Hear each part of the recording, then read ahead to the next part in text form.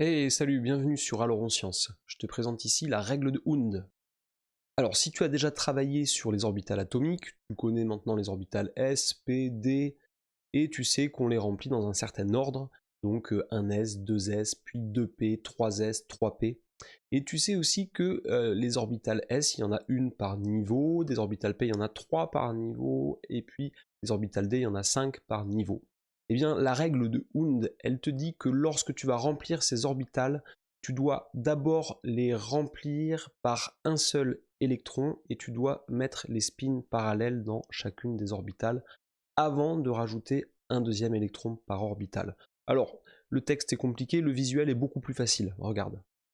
Par exemple, pour l'atome de carbone, tu vas remplir d'abord ton orbital 1s avec 2 électrons de spin opposé, puis ton orbital 2s avec 2 électrons de spin opposé, et quand tu commences à remplir la couche des orbitales 2p, tu mets d'abord un électron par exemple avec un spin up, et du coup tu mets un deuxième électron dans l'orbital 2py avec un spin up également. Si tu vas à la configuration, enfin sur l'atome d'azote, tu vas rajouter un troisième électron de spin parallèle.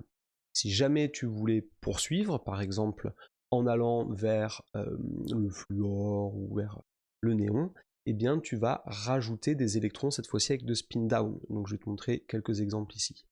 Alors si on prend un atome d'aluminium, le numéro atomique de l'aluminium, il est égal à 13.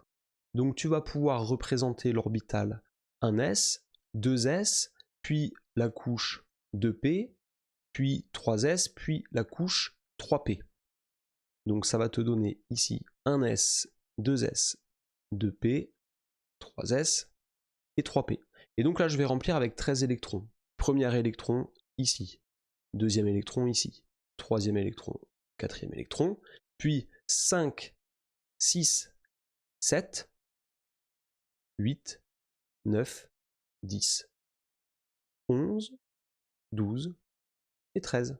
Voilà, et là, tu vois, j'ai respecté à la fois l'ordre de remplissage par niveau énergétique, et puis j'ai respecté la règle de Hund, puisque j'ai d'abord rempli mes orbitales P, par exemple, triplement dégénérées, d'abord avec des électrons de spin parallèles, avant de les appareiller avec des spin down. Et voilà pour la règle de Hund. Allez, à bientôt sur Aloron Science.